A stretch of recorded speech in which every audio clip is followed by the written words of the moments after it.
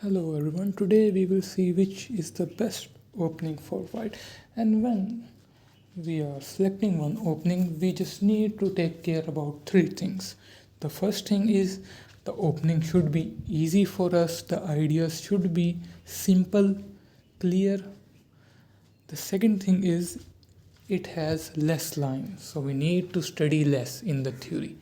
And the third thing is, and it is very important, that it is difficult for our opponent. So it is easy for us, our plans are easy, but at the same time the plans of our opponent is difficult. Okay? So here are just three rules. The opening is easy for us, there are less lines, and it is hard for our opponent. So first we will look at the most popular e4. So the e4 is the very largest opening. It is the most large opening of chess. There is Sicilian, and the Sicilian has many variations. The dragon variation, the accelerated dragon, the a6 b5 line, the Sveshnikov, the Lasker Pelican, and also the pin variation, the French Sicilian French variation. So there are so many variations in Sicilian, and we cannot study them all.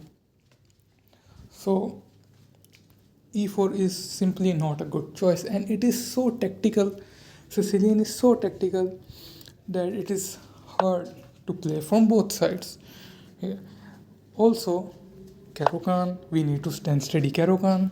We need to study the French, and the French have many lines. The Caro-Kann also have many lines. We need to study Nimzowitsch defense, and this is the Alekhine, this is the Nimzowitsch defense, knight c6, and there also the Pirc defense. And there is also the Mortran defense. So there are so many lines against e4, and we cannot study them all.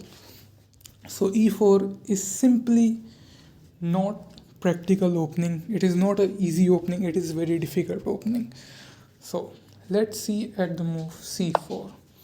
The c4 is also very tactical because black can play e5, and it is now the reverse Sicilian, and it is also very tactical with so many lines and so many complications. So this is also not a good choice. Now we look at d4. Yeah, d4 is a solid opening.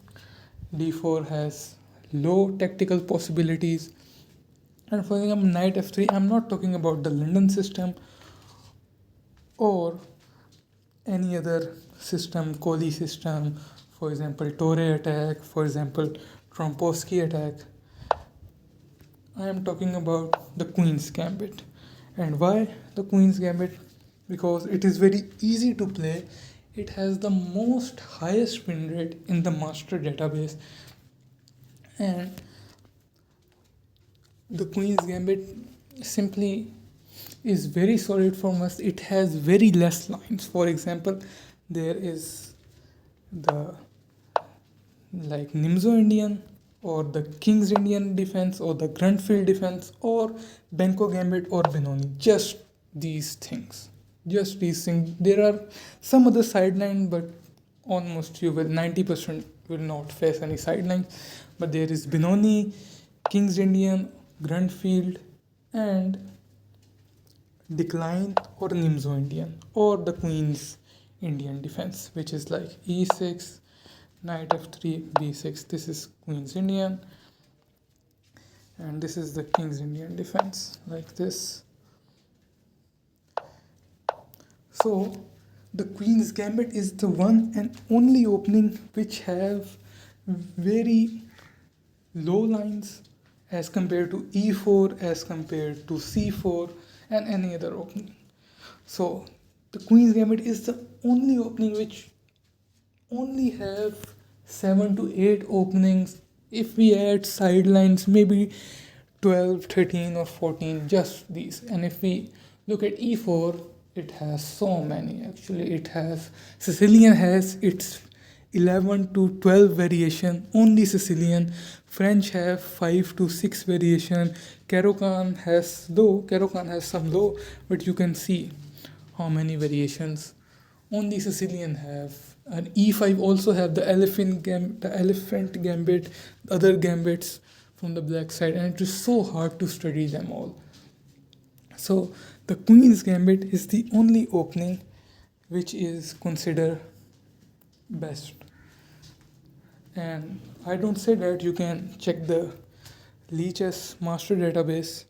The d4 has the highest win rate, as you can see here, 33%, and the black win rate is 23%. After e4, black is winning 25%. After d4, black is winning 23%. And if I change to Lichess database, the win rate grows more. Okay, so d4, according to me, queen's gambit is the best opening. It has the lowest lines, and it is easy to study, and it is practically easy to understand as compared to e4. So d4, c4 is the best opening.